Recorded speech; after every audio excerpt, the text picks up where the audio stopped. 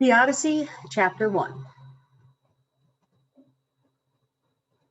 All right. Chapter 1, Shipwreck. Alone in a small boat, the sailor watched the rising sun splash crimson streaks across the sky and glisten on the still, dark surface of the Adriatic Sea. It was a lovely Mediterranean dawn, but the sailor had no time to linger over the beauty of a sight he had seen 1,000 times before. Instead, his sleepless eyes gazed anxiously at the horizon, straining to see. As the sun rose higher and the day brightened, the sailor began to make out dark shapes in the distance. At first, they looked like clouds. Then, as the boat slowly got closer, he saw that they were hills. His heart leaped and beat faster. A fresh wind filled his sails and blew his craft forward. Soon he could make out clusters of trees on the lower slopes of the hills, and beneath them jagged rocks that appeared to float on the blue-black sea. Now, in spite of the distance, the sailor knew that these were the cliffs and mountains of Ithaca, his island home. Beloved, long-lost Ithaca.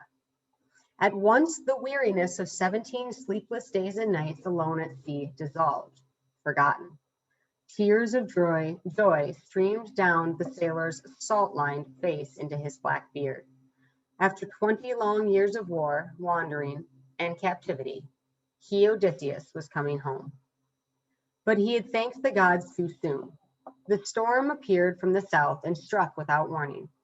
Black clouds massed over his head, thunder cracked, and lightning snaked across the sky. A fierce tempest whipped up the sea so suddenly that there was no time to haul in the sail.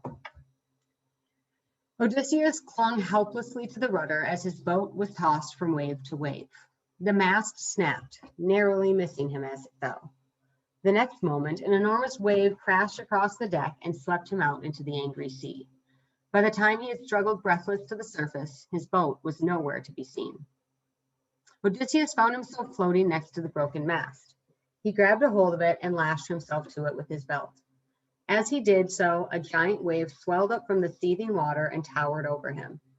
He looked up at the arching crest in terror. Poseidon, god of the sea, stared angrily down at him, brandishing his great trident. Then the wave crashed down, and everything went black. Suddenly, the skies cleared. The wind dropped.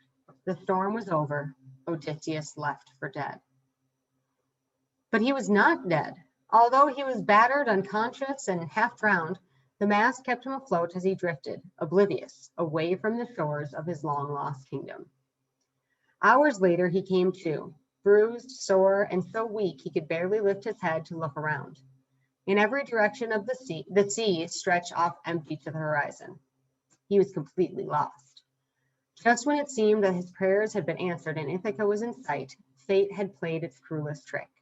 The gods would have been much kinder to let him die years ago, hundreds of miles from home. Overcome with grief, he buried his face in his arms. Great sobs of despair welled up from his heart.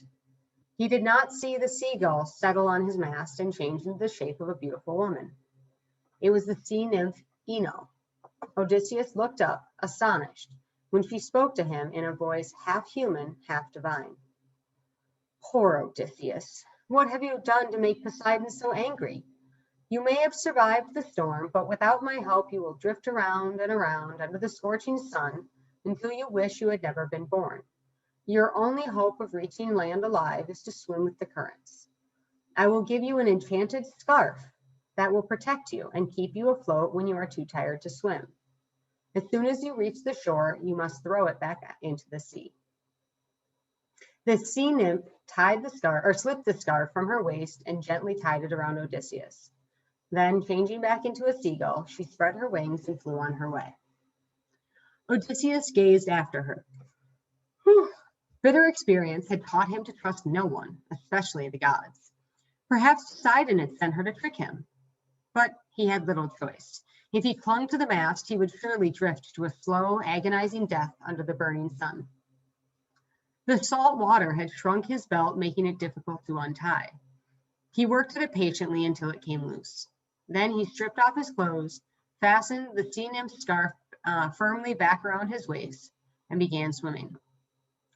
For 2 days and 2 nights, he swam with the currents. Often he had to rest, letting the current carry him along.